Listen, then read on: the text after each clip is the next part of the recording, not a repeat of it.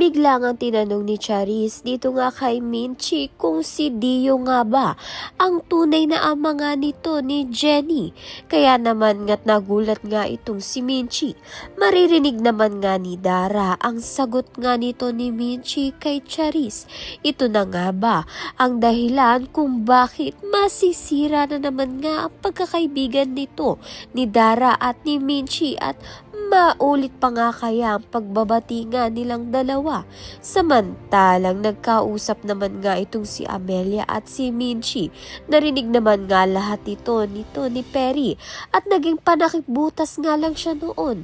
Dahil nga namatay nga itong si Dio kaya naman nga't hindi nga sila nagkatuluyan nito ni Minchi. Sa kabilang banda naman nga, simula na nga ng pagiging sikat ng grupo nga ng Yumi.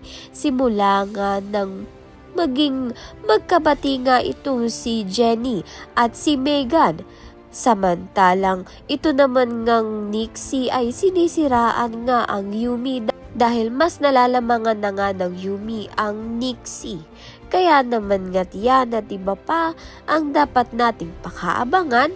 Maraming salamat sa iyong panonood.